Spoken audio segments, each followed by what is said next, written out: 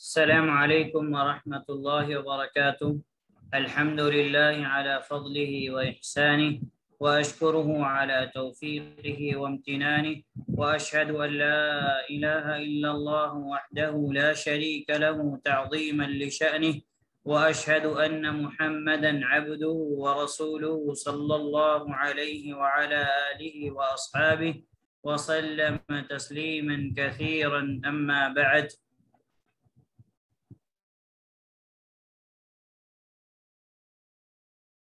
برکتیں نازل ہوں اور اللہ تعالی ہم سب کی رہنمائی، اطاعت اور خیر کی طرف فرمائے، اور اللہ تعالی جب تک ہمیں دار فانی کے اندر زندہ رکھے توحید و سنت پر زندہ رکھے، جب ہمارا خاتمہ فرمائے تو توحید و سنت پر فرمائے۔ آج کے درس میں انشاءاللہ ہم اللہ کی توفیق سے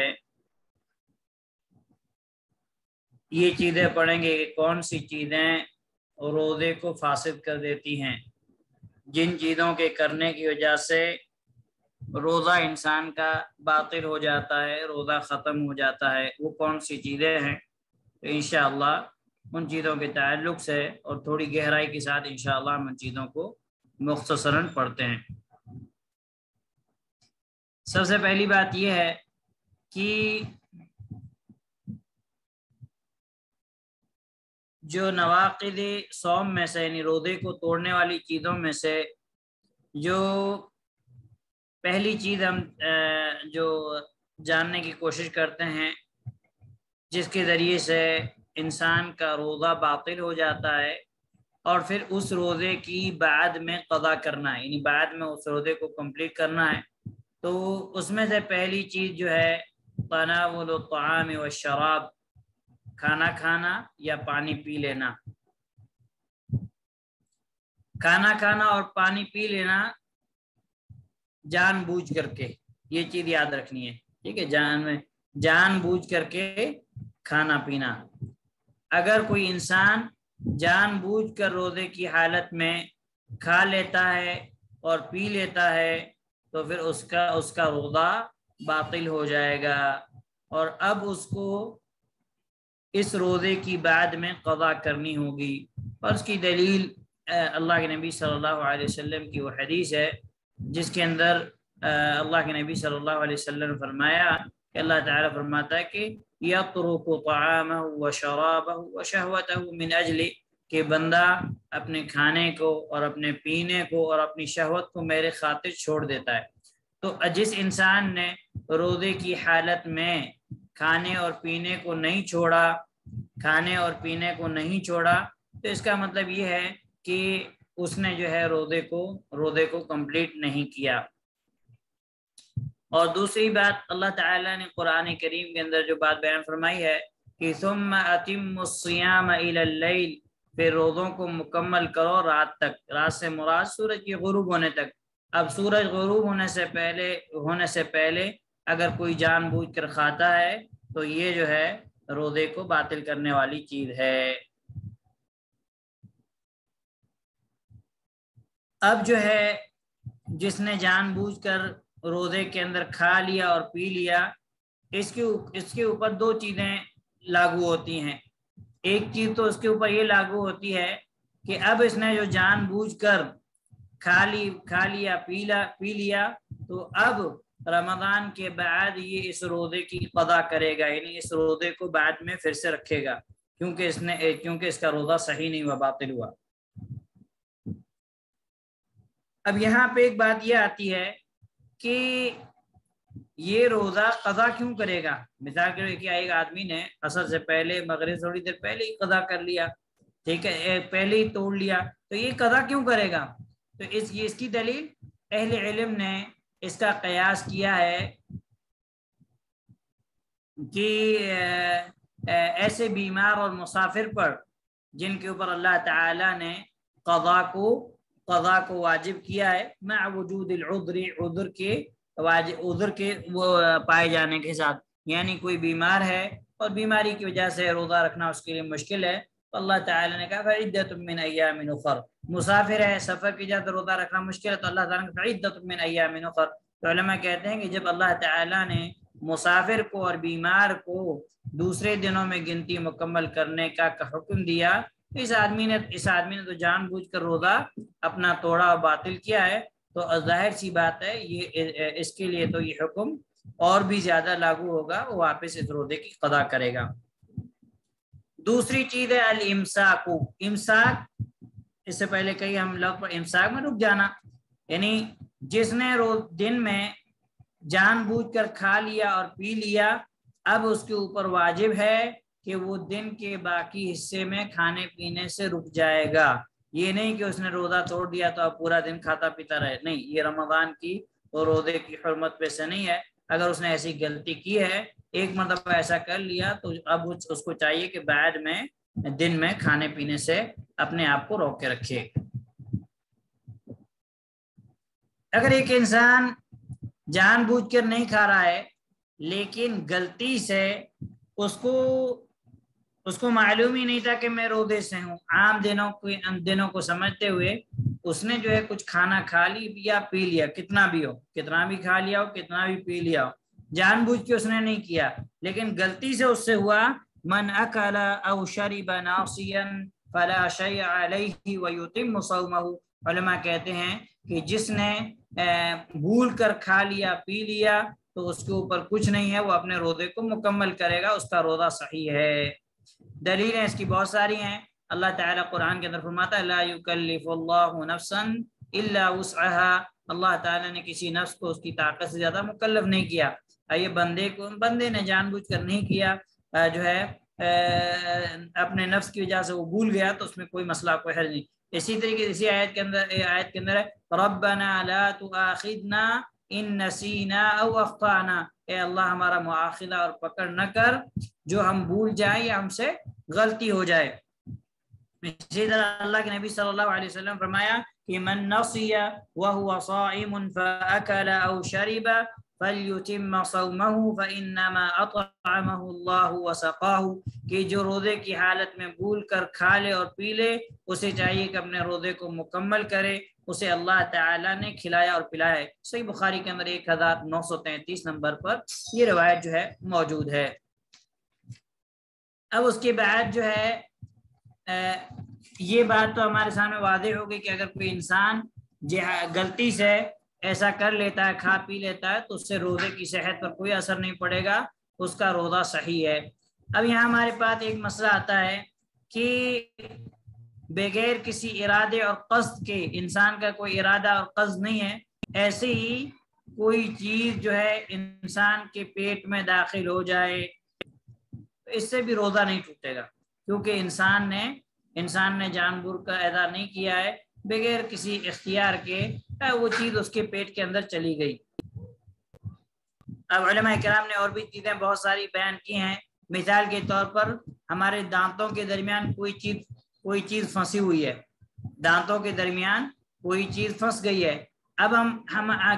اگر کسی نے اس کو چبا لیا روزے کی حالت میں تو اس کا کیا حکم ہے؟ تو اس کے تعلق سے علماء نے تفصیل بیان کی۔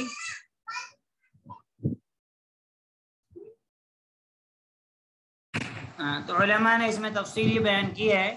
کہ دانت کے اندر ہلکی پھلکی چیز کوئی جو ہے پھنسی ہوئی ہے اور انسان نے اس کو چبا لیا، یعنی وہ انسان نے اس کو جو ہے اتار لیا پیٹ میں، تو اس سے روزہ جو ہے باطل نہیں ہوگا۔ ہلکی پھلکی چیز ہے جس کو چبانا مشکل نہیں ہے، تھوک کے ساتھ ایسے ہی انسان کے پیٹ کے اندر چلی جائے تو اس میں اس کا جو ہے روزہ صحیح ہے، کوئی مسئلہ کوئی حرج نہیں ہے۔ اگر دانتوں میں ایسی کوئی موٹی چیز پھنسی ہوئی ہے، روزے کی حالت میں کوئی موٹی چیز جو ہے پھنس گئی ہے اس کے دانت میں، اور وہ چیز اتنی بڑی ہے کہ اس کو چبانا ممکن ہے، ٹھیک ہے، اور اگر انسان چبا لیتا ہے اس چیز کو، تو چونکہ وہ چیز بڑی تھی اور اس کو جان بوجھ کے اس نے چبا کے اندر کیا، تو اس کی وجہ سے روزہ ختم ہو جائے گا۔ تو اگر کوئی موٹی چیز ہمارے دانت میں پھنسی ہوئی ہے تو ہم اس کو چبائیں گے نہیں، ہم اسے اپنے منہ سے باہر نکال دیں گے۔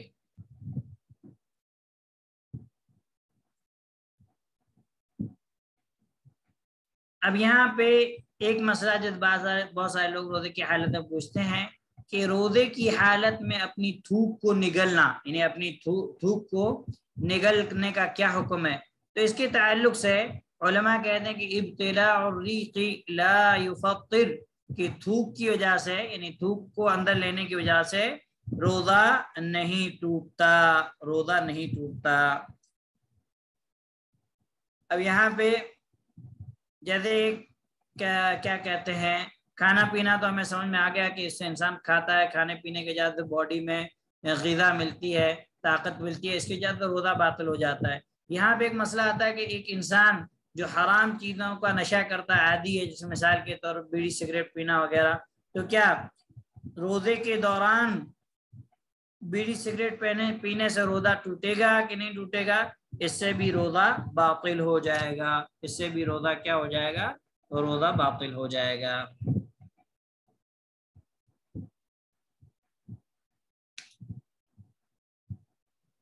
ایک آدمی نے اس گمان میں روزہ افطار کر لیا کہ سورج غروب ہو چکا ہے، اس نے مطلب یہ گمان لگایا اس نے کہ سورج غروب ہو چکا ہے، سورج ابھی غروب نہیں ہوا ہے، لیکن اس کو ایسا گمان ہوا کہ سورج غروب ہو گیا اور اس نے روزہ افطار کر لیا، ٹھیک ہے؟ تو اب اس کے لیے کیا، اب اس کو بعد میں پتا چلا کہ اب سورج جو ہے غروب نہیں ہوا، تو اب وہ کیا کرے گا؟ اب اگر اس نے یہ گمان کرتے ہوئے کہ سورج غروب ہو گیا ہے اور اس نے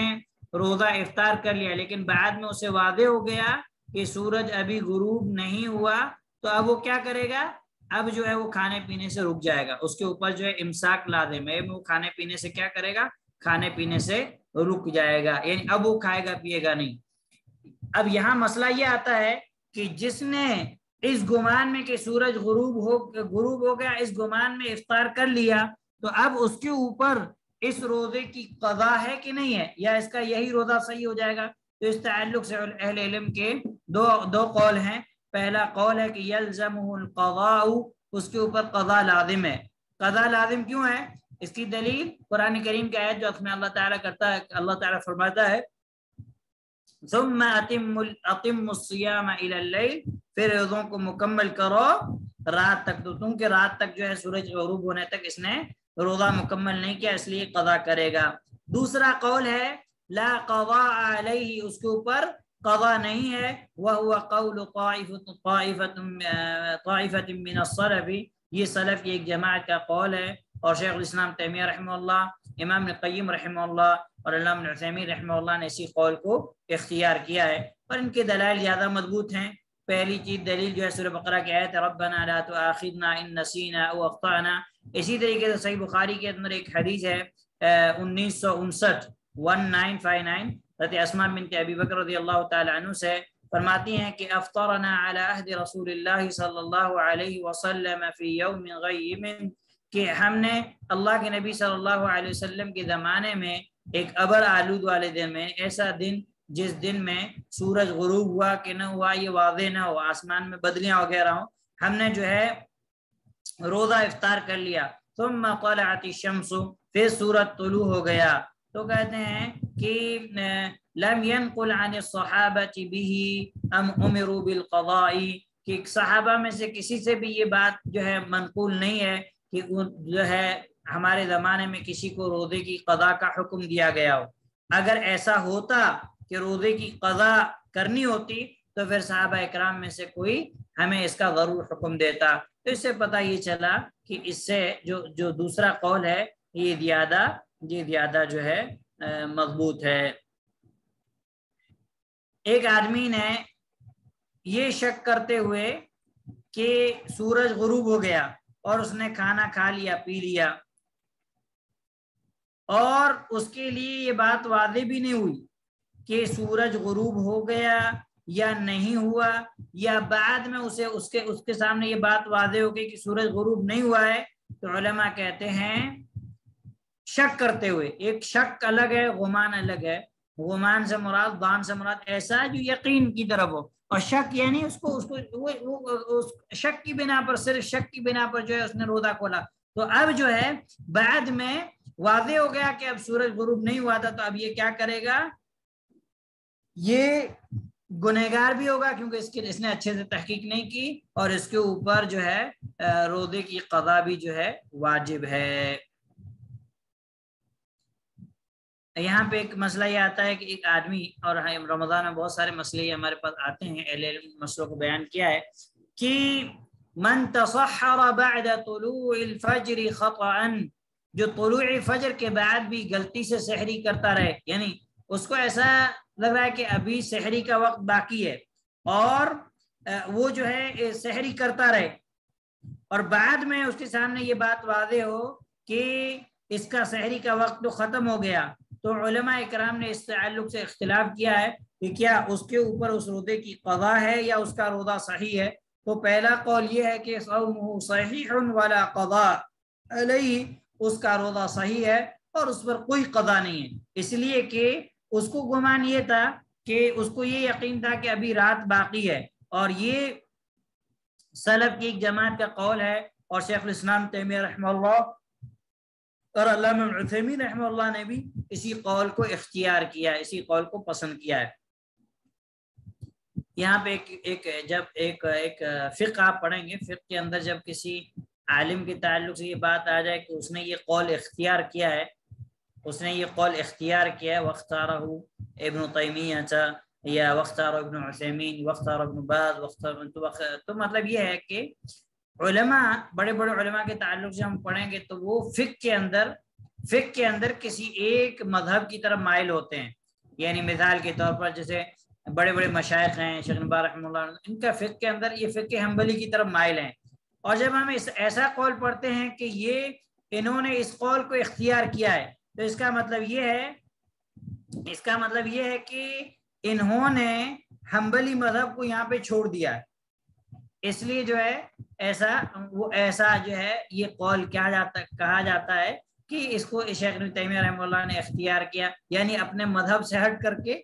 دلیل ان کو زیادہ مضبوط معلوم ہوئی اس قول دوسرے قول کی، تو انہوں نے اس قول کو اختیار کیا، یعنی اپنے مذہب کو چھوڑ دیا۔ اور یہ جو تقلید ہے یہ اندھی تقلید نہیں ہے، یعنی دلائل کی بنیاد پر جو چیز واضح ہو اس کو اختیار کر لینا، تو یہ چیز فقہ کی باریکی اور دقیق مسئلہ ہے، آپ لوگوں کو سمجھ میں نہیں آئے گا، لیکن اگر کوئی فقہ کے اسٹوڈنٹ ہو تو ان کے لیے فائدے کے طور پر میں نے بیان کیا ہے۔ دوسرا قول یہ ہے کہ اس کے اوپر قضا ہے روزے کی۔ کیوں قضا ہے؟ کہتے کہ اس لیے کہ جو سحری کا وقت تھا وہ طلوع فجر تھا، طلوع فجر کے بعد بھی وہ کھاتا رہا، اس لیے اب وہ روزے کی قضا کرے گا۔ واللہ اعلم بالصواب، پہلا قول زیادہ مضبوط معلوم ہوتا ہے، اس کا روزہ صحیح ہے۔ اب یہاں پہ ہمارے پاس روزے کو توڑنے والی ایک تو کھانا پینا تھا، ٹھیک ہے، ہم نے اس کی تفصیل پڑھ لی۔ اب ہمارے پاس روزے کو توڑنے والی دوسری چیز ہے منی کا نکلنا، منی کا خارج ہونا، اور منی کہتے ہیں ایسے مادے کو جو شہوت پوری ہونے کے بعد تیزی کے ساتھ مرد عورت کی شرمگاہ سے نکلے، اور جس کی کیفیت جو ہوتی ہے وہ سفید ہوتی ہے اور گاڑھا ایک چپچپا مادہ ہوتا ہے، اس کو منی کہا جاتا ہے۔ تو منی کا نکلنے سے روزہ باطل ہو جاتا ہے۔ اب اس کی تفصیل انشاءاللہ ہم پڑھتے ہیں۔ اب منی کے نکلنے کی کئی کیفیتیں ہیں۔ پہلی کیفیت جو صاحب کتاب نے بیان کی ہے وہ یہ ہے کہ الاستمناء فی نہار رمضان، کہ رمضان کے دن میں مشت زنی کرنا، یعنی ہاتھ سے اپنی شہوت اور ضرورت پوری کرنا، ہاتھ سے اپنی منی کو خارج کرنا۔ تو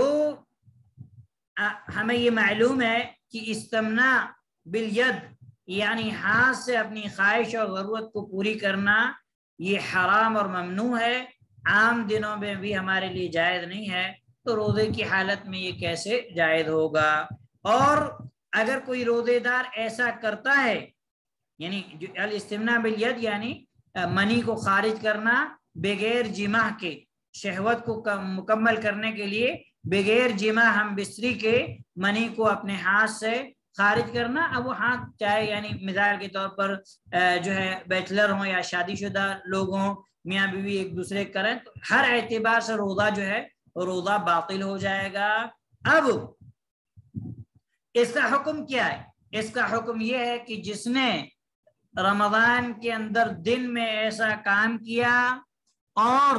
یعنی مشت زنی کی اور منی کا انزال ہو گیا، منی خارج ہو گئی، نکل گئی، تو فقد فسد صومه وعلیہ القضاء، تو اس کا روزہ فاسد ہو گیا اور اس کے اوپر قضا واجب ہے۔ اور دلیل صحیح بخاری والی روایت جو جس کے اللہ کے نبی صلی اللہ علیہ وسلم نے فرمایا کہ اللہ تعالیٰ فرماتا ہے کہ بندے نے میرے لیے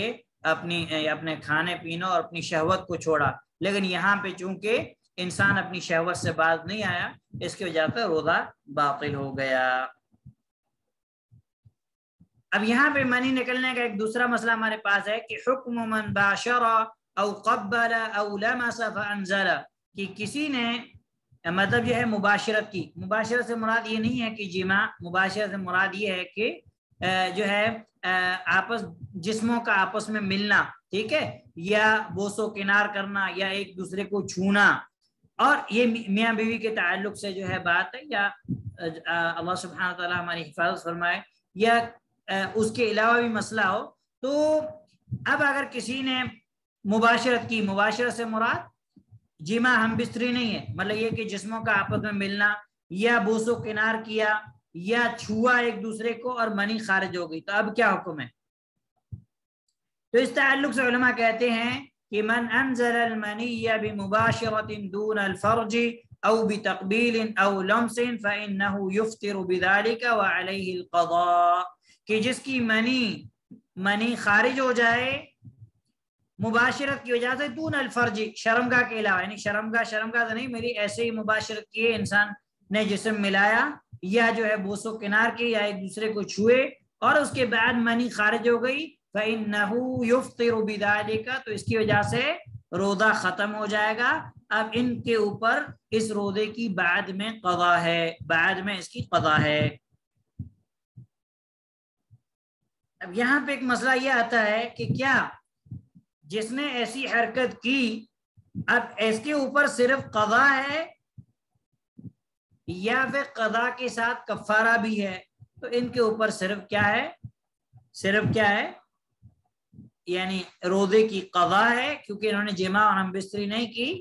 ان کے اوپر جو ہے کفارہ نہیں ہے۔ علماء اکرام کو اللہ سبحانہ وتعالیٰ جزائے خیر دے، اللہ ان پر رحم فرمائے، انہوں نے ایسے ایسے مسائل پر گفتگو کی ہے جو کہ ضروری نہیں ہے کہ ہر کسی کے ساتھ ایسا مسئلہ ہو، لیکن کسی کے ساتھ بھی ایسا مسئلہ ہو سکتا ہے، تو اہل علم نے ان چیزوں کو جو ہے بیان کر دیا، ان کا حکم بیان کر دیا تاکہ اگر کسی کے ساتھ ایسا مسئلہ ہو تو اسے مسئلے کا علم ہو۔ اور ہو سکتا ہے آپ لوگوں میں سے بعض لوگوں کو یہ کراہت محسوس ہو کہ ہم ایسے مسائل کیوں بیان کر رہے ہیں، تو اس کے تعلق سے ایک بات ہم یاد رکھیں کہ اللہ سبحانہ وتعالیٰ کی جو شریعت ہے وہ پاکیزہ ہے، یہ حیا اور شرم والی ہے، لیکن جن مسائل کا علم حاصل کرنا ہمارے لیے ضروری ہے ان میں حیا اور شرم نہیں ہوتی، کیونکہ ان کا تعلق ہمارے عمل اور عبادت سے ہے۔ اگر ہمیں اس کا علم نہیں رہے گا تو ہماری عبادت باطل ہو سکتی ہے، اس لیے ان چیزوں کا علم حاصل کرنا ہمارے لیے ضروری ہے۔ اسی لیے آپ دیکھیں گے کہ اللہ کے نبی صلی اللہ علیہ وسلم اور ازواج مطہرات کے جو آپسی کی معاملات تھے، ہم بستری وغیرہ کے، غسل کے، ان چیزوں کو روایت کرنے والے کون ہیں؟ ان چیزوں کو روایت کرنے والی امہات المؤمنین ہیں، جو دنیا کی سب سے پاک عورتیں، سب سے زیادہ شرم و حیا والی عورتیں تھیں، لیکن اس کے باوجود بھی انہوں نے اللہ کے نبی صلی اللہ علیہ وسلم کے جو فعل کو ہمارے سامنے بیان کیا کہ آپ صلی اللہ علیہ وسلم کیا کرتے تھے اپنی بیویوں کے ساتھ، پھر غسل کیسے کرتے تھے، غسل کا کیا طریقہ تھا، رمضان کی حالت میں اللہ کے نبی صلی اللہ علیہ وسلم اپنے ازواج مطہرات کا بوسہ لیتے تھے، تو بوسہ لینا جائز ہے، لیکن اما عائشہ رضی اللہ تعالیٰ عنہ خود کہا کہ اللہ کے نبی صلی اللہ علیہ وسلم رمضان کی حالت میں اپنی بیویوں کا بوسہ لیتے تھے، لیکن اللہ کے نبی صلی اللہ علیہ وسلم اپنے نفس پہ کنٹرول رکھنے والے تھے، لیکن جہاں تک تمہاری بات ہے تو تم اپنے نفس پہ کنٹرول کرنے میں ضعیف ہو، یعنی تمہیں نہیں کرنا ہے، کیونکہ تمہیں کنٹرول نہیں ہے، تم اس کے بعد آگے نکل سکتے ہو، تمہارا روزہ فاسد ہو سکتا ہے۔ تو یہ چیزیں امہات المؤمنین نے بیان کی ہیں، تو یہ چیزیں شرم و حیا والی نہیں ہیں، بلکہ یہ علم ہے جس کا حاصل کرنا، جس کو جاننا ہمارے لیے ضروری ہے۔ اب یہاں پہ ایک مسئلہ جو علماء نے بیان کیا وہی کہ حکم من قرر نظر حتی انزل، کہ ایک آدمی نے کسی چیز کو دیکھا، مثال کے طور پر آدمی نے کسی عورت کو دیکھا، عورت نے کسی آدمی کو دیکھا، اور کنٹینیو اس کو دیکھتا رہے، یا کوئی اور چیز ہے، اللہ سبحانہ تعالیٰ ہماری حفاظت فرمائے، آج کے اس فتنے کے دور میں ایسی ایسی چیزیں موجود ہیں کہ اللہ سبحانہ و تعالی ہمارے ایمان کی اور ہماری عزت و عصمت کی اور عفت کی پاک دامنی کی اللہ تعالی حفاظت فرمائے کہ اگر ہم کسی ایسی چیز کی طرف جو ہے کنٹینیو نظر کرتے ہیں اور کنٹینیو نظر کرنے کی وجہ سے چونکہ ہم کنٹینیو اس کو دیکھ رہے ہیں اور دیکھنے کی وجہ سے منی خارج ہو جاتی ہے، تو اب اس کا کیا حکم؟ ہمارا روزہ باقی رہے گا کہ نہیں رہے گا؟ تو اس تعلق سے پہلا قول یہ ہے کہ جس نے کنٹینیو کسی چیز کو دیکھا اور دیکھنے کی وجہ سے اس کی منی خارج ہو گئی، اس کی شہوت پوری ہو گئی، تو اس کا روزہ باطل ہو گیا۔ اب جو ہے یہ بعد میں اس روزے کی قضا کرے گا، اور اس قول کو بہت سارے جو ہے اہل علم بیان کیا ہے، اور ابن عثیمین رحمہ اللہ نے بھی اسی قول کو اختیار کیا ہے، اور سعودی کی جو لجنہ کمیٹی ہے مستقل فتویٰ کمیٹی، انہوں نے بھی یہی اختیار کیا ہے۔ اور دوسرا قول یہ ہے کہ جس نے من کرر نظر حتی انزل، جس نے نظر کو کنٹینیو کسی چیز پہ رکھا ہے یہاں تک کہ اس کی منی خارج ہو گئی، تو اس کا روزہ باطل نہیں ہوتا۔ اور اس تعلق سے بھی جو ہے بعض حنفیہ اور شافعیہ کا قول ہے، اور کچھ جو ہے سلف کا بھی قول ہے۔ اب ان کی دلیل یہ ہے کہ کیونکہ اس نے دیکھا لیکن اپنی طرف سے کوئی ایسی کوشش نہیں کی، اس لیے اس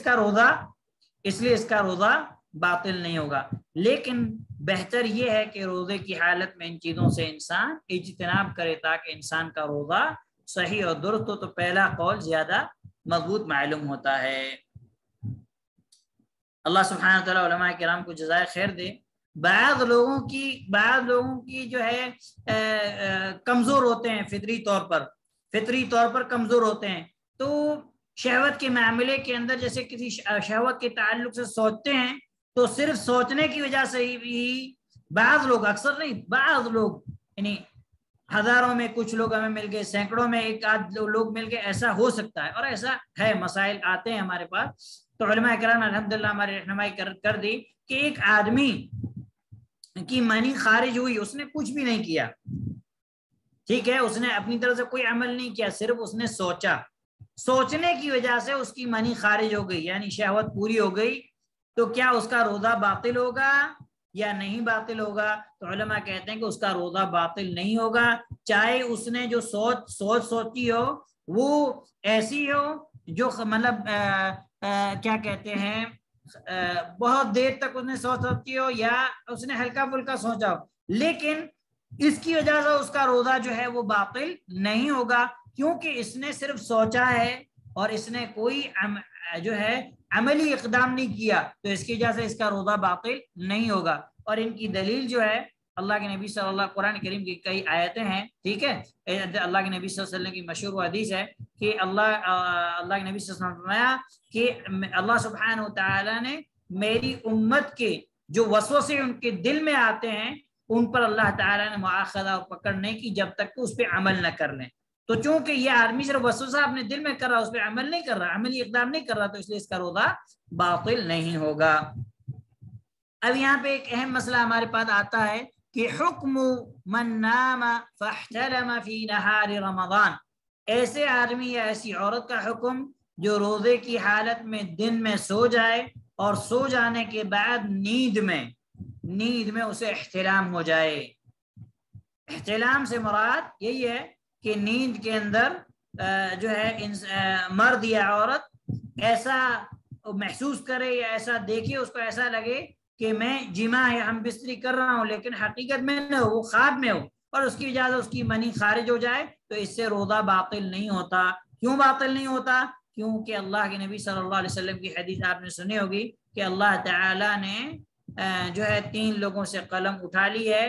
کن لوگوں سے؟ ایک بچے سے جب تک کہ وہ بالغ نہ ہو جائے، سونے والے سے جب تک کہ وہ بیدار نہ ہو جائے، پاگل سے جب تک کہ وہ ہوشیار نہ ہو جائے، عقل اس کی نہ آ جائے۔ تو چونکہ سونے والا نیند کی حالت میں ہے، اب وہ اپنے اختیار سے کچھ نہیں کر رہا، اپنے اختیار سے وہ کچھ بھی نہیں کر رہا۔ اس لیے اگر یہ مسئلہ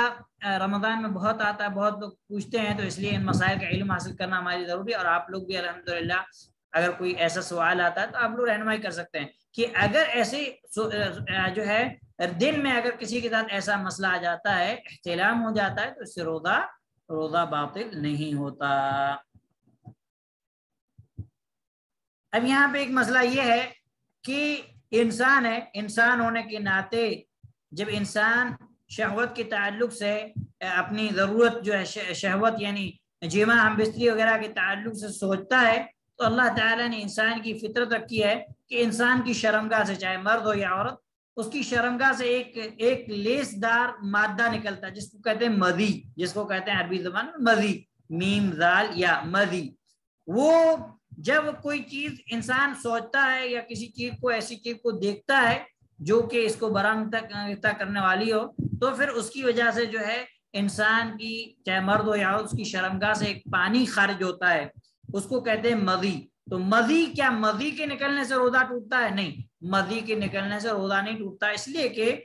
جیسا کہ آپ کو معلوم ہے کہ حضرت علی رضی اللہ تعالیٰ عنہ کے تعلق سے آپ نے پڑھا ہوگا، اگر بلوغ المرام وغیرہ آپ نے کتاب پڑھی ہیں، کہ حضرت علی رضی اللہ تعالیٰ عنہ کو اس کی شکایت تھی۔ حضرت علی رضی اللہ تعالیٰ عنہ جو ہے شرمیلے تھے اور آپ صلی اللہ علیہ وسلم ان کے سسر بھی تھے، تو انہوں نے آپ صلی اللہ علیہ وسلم ڈائریکٹ یہ بات نہیں پوچھی، انہوں نے کسی دوسرے اور صحابی کے ذریعے سے یہ بات پوچھوائی کہ ایسا ایسا مسئلہ ہے، مجھے جو ہے اس چیز کی بیماری ہے اور میرے ساتھ ایسا مسئلہ ہوتا ہے کہ کثرت سے مدی میری خارج ہوتی ہے، تو میرے اوپر کیا غسل ہے؟ تو اللہ کے نبی صلی اللہ علیہ وسلم کیا فرمایا؟ آپ صلی اللہ علیہ وسلم فرمایا کہ نہیں، اس کے اوپر صرف وضو ہے اور جہاں پہ کپڑوں میں لگ جائے اس کپڑے کو دھو لینا ہے، اس کے اوپر غسل نہیں ہے۔ تو جس کی کے اوپر غسل نہیں ہے تو پھر روزہ بھی اس سے نہیں ٹوٹے گا، باطل نہیں ہوگا۔ اب یہاں پہ اس کے بعد ہمارے پاس دوسرا مسئلہ آتا ہے الٹی کا، کہ کیا الٹی کرنے سے روزہ ٹوٹتا ہے؟ تو اس تعلق سے جو ہے مختصراً آپ یہ بات سمجھ لیں کہ اگر خود بخود الٹی ہو جائے، انسان جان بوجھ کے نہیں کرتا ہے، خود بخود قے ہو جائے تو اس سے روزہ نہیں ٹوٹتا، اس سے روزہ نہیں ٹوٹتا۔ جیسا کہ اللہ کے نبی صلی اللہ علیہ وسلم کہ من ضرعه قيء وهو صائم فليس عليه قضاء، ترمذی کی روایت ہے 720 نمبر کی، اور ابو داؤد کے اندر 2380 کہ جسے قے آ جائے اور وہ روزے کی حالت میں فلیس علیہ قضا، تو اس کے اوپر قضا نہیں، یعنی اس کا روزہ صحیح ہے۔ لیکن آپ صلی اللہ علیہ وسلم نے فرمایا کہ وَإِنِ اسْتَقَاءَ وَمَنِ اسْتَقَاءَ عَمْدًا فَلْيَقْضِ، کہ اگر کوئی جان بوجھ کر انگلی ڈال کر کے قے اور الٹی کرتا ہے تو پھر اس کا روزہ باطل ہو جائے گا، اس کو اپنے روزے کی بعد میں قضا کرنی ہوگی۔ ٹھیک ہے، تو اس چیز کے تعلق سے الٹی کے تعلق سے ہمیں یہ بات یاد رکھنی ہے کہ جان بوجھ کر الٹی کرنے سے روزہ باطل ہوگا، اپنے آپ ہو جائے تو چاہے پیٹ چاہے جو ہے کیا کہتے ہیں چلو بھر کے ہو یا نہ ہو، بعض لوگوں نے قید لگائی وہ صحیح نہیں ہے، اگر اپنے آپ کتنی بھی الٹی ہو جائے اس سے روزہ نہیں ٹوٹتا، اگر انسان جان بوجھ کے الٹی کرے گا انگلیاں ڈال کے تو پھر روزہ ٹوٹ جائے گا۔ اب اس کے بعد ایک اور چیز جو روزے کو توڑنے والی ہے وہ ہے خروج دم الحیض والنفاس، عورت کا حیض اور نفاس کی خون کا نکلنا۔ اگر کسی عورت کے ساتھ ایسا مسئلہ ہوتا ہے کہ وہ روزے سے ہے اور دن میں روزے کی حالت میں اس کا حیض شروع ہو جائے یا پھر نفاس شروع ہو جائے، فقد فسد صومها ويلزمها قضاؤه، تو اس کا فقد فسد صومها، تو اس کا روزہ کیا ہو جائے گا؟ فاسد ہو جائے گا، اور اس کے اوپر روزے کی قضا ہے، اس کے اوپر روزے کی قضا ہے۔ اور اس تعلق سے دلیلیں آپ لوگوں نے پڑھی ہوں گی، جیسا کہ اما عائشہ رضی اللہ تعالیٰ عنہ کے بعد ایک عورت آئی سوال کرنے، صحیح بخاری غالباً روایت ہے، اما عائشہ دونوں نے سوال کیا کہ مجھے ایک مسئلہ پوچھنا ہے، وہ یہ ہے کہ حیض کی حالت میں چھوٹے ہوئے روزوں کی قضا کا حکم ہے لیکن نماز کا حکم نہیں ہے، ایسا کیوں؟ کہ روزے کی یعنی جب حیض کی حالت میں نمازیں چھوٹتی ہیں، جبکہ نماز پہلا رکن ہے، نماز جو ہے یعنی دوسرا رکن ہے اسلام کا، روزہ جو وہ چوتھا رکن ہے، تو دوسرے رکن کو قضا کرنے کا حکم نہیں دیا گیا لیکن روزے کو قضا کرنے کا حکم دیا گیا، ایسا کیوں؟ تھا عائشہ رضی اللہ تعالیٰ عنہ نے ان کو جواب دیا کہ ہمیں روزے کی قضا کا حکم دیا گیا ہے، نماز کی قضا کا حکم نہیں دیا گیا، اس لیے ہم کرتے ہیں۔ امرنا بقضاء الصوم، ہمیں روزے کی قضا کا حکم دیا گیا، نماز کی قضا کا حکم نہیں دیا گیا۔ اس میں کیا حکمت ہے یہ اللہ تعالیٰ بہتر جانتا ہے۔ تو اگر جو ہے دن کے دوران چاہے ایک افطاری سے کچھ لمحہ پہلے ہی یہ مسئلہ آ جائے تو پھر اس روزے کو بعد میں قضا کرنا ہوگا. جیسے ہم نے پہلے مسائل پڑھے اسی طریقے سے ایک مسئلہ یہاں پہ یہ بھی آتا ہے کہ مثال کے طور پہ ایک عورت ہے, اس نے روزہ رکھا ہوا ہے اور دن کے دوران اسے حیض یا نفاس کا مسئلہ ہو جائے تو اب کیا جو دن کا باقی حصہ ہے باقی حصے میں وہ کھانے پینے سے رک جائے گی یا کھا پی سکتی ہے؟ تو علماء کہتے ہیں لا يلزمها امساک باقی اليوم, کہ اب اس کے لیے دن کے باقی حصے میں کھانے پینے سے رکنا لازم نہیں ہے. کیوں لازم نہیں ہے؟ لازم اس لیے نہیں ہے کیونکہ شرط نہیں پائی جا رہی. ہم نے شرط پڑھی تھی کہ روزے کی صحت کی شرط میں سے کیا ہے کہ عورت کا حیض اور نفاس سے پاک ہو جانا. تو جب شرط مفقود ہو گئی, وہ شرط ہی نہیں پائے گی, تو پھر اب ان کے لیے کھانا پینا جائز ہے, کوئی مسئلہ اور کوئی مسئلہ اور کوئی حرج نہیں. اب یہاں پہ ایک مسئلہ اہل علم نے اور یہ بیان کیا ہے کہ مثال کے طور پر آگے مسئلہ آئے گا انشاءاللہ, جیسے جیسے ایک مسئلہ میں پڑھا کہ اگر میاں بیوی رمضان میں روزے کی حالت میں دن میں ہم بستری کر لیں, جماع کر لیں, تو اس کا کفارہ کیا ہے؟ اس کے کفارے کی جو ہے تفصیلات ہیں. اس میں سے ایک یہ بھی ہے کہ 2 مہینے کا کنٹینیو روزہ رکھنا, 2 مہینے کا کنٹینیو روزہ رکھنا, گیپ نہیں ہونا چاہیے. لیکن اب یہ مرد کے لیے تو ممکن ہے لیکن عورت کے لیے ممکن نہیں, کیونکہ عورت کے مخصوص ایام ہوتے ہیں. تو پھر جو کنٹینیوٹی ہے جو یعنی جو لگاتار ہے وہ لگاتار وہ مسئلہ ختم ہو جائے, گیپ آ جائے گا. تو علماء کہتے ہیں کہ اذا كان على المرأة صيام شهرين متتابعين فلا يقطع التتابع حدوث الحيض, کہ اگر کوئی عورت ایسی ہے جس کے اوپر 2 مہینے کے لگاتار کے روزے ہیں تو حیض ان جو کنٹینیوٹی ہے لگاتار اس کو ختم نہیں کرے گا, بلکہ عورت حیض سے پاک ہونے کے فوراً بعد پھر روزے کنٹینیو کر دے گی, کیونکہ یہ عورتوں کے ساتھ مسئلہ لگا ہوا ہے.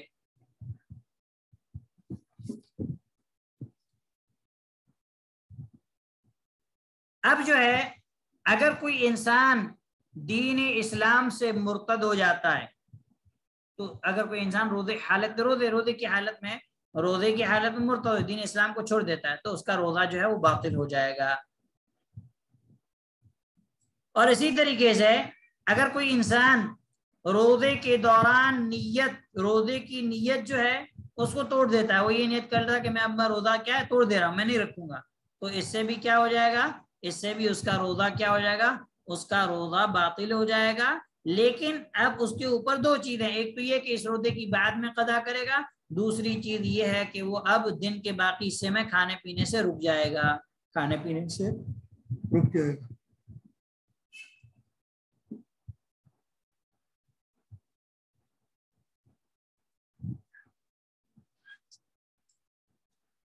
اب جو ہے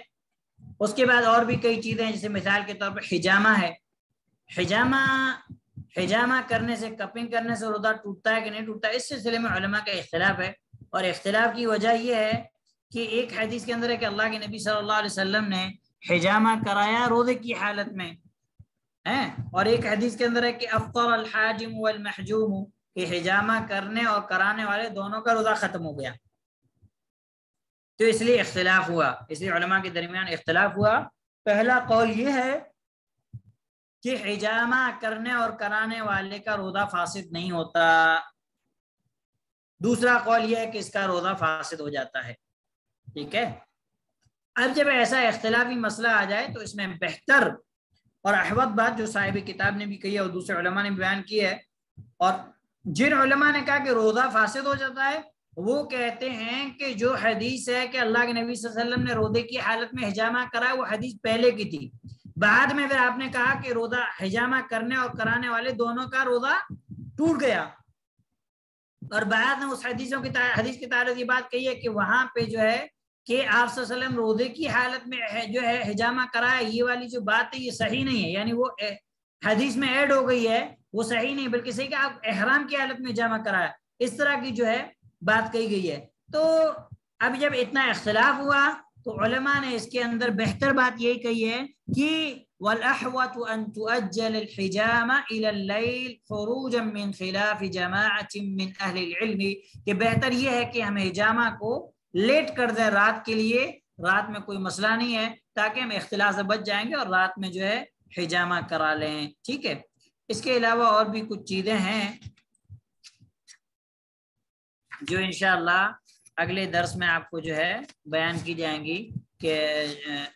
کیونکہ وقت ابھی کافی ہو چکا ہے، انشاءاللہ اگلے درس کے اندر جو ہے ہم ان چیزوں کو پڑھیں گے۔ اللہ سبحانہ وتعالی سے دعا ہے کہ اللہ سبحانہ وتعالی ہمیں ان مسائل کو سمجھنے اور اس پر غور و فکر کرنے کے بعد اللہ ہمیں عمل کی توفیق نصیب فرمائے، اور جو کچھ ہم سیکھتے ہیں اللہ تعالیٰ اسے ہمیں دوسروں تک پہنچانے کی توفیق نصیب فرمائے۔ اللہ تعالیٰ ہمیں عافیت کے ساتھ رمضان کا سعادت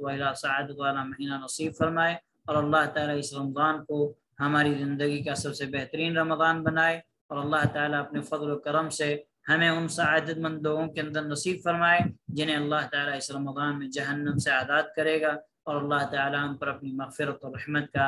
نزول فرمائے، اور ہمیں خیر و عافیت کے ساتھ اس رمضان مبارک کے تمام روزے، تراویح اور تمام اعمال انجام دینے کی توفیق نصیب فرمائے۔ وصلی اللہ علیہ وسلم وبارک علی نبینا محمد وعلى آله وأصحابه أجمعين ومن تبعهم بإحسان إلى يوم الدين۔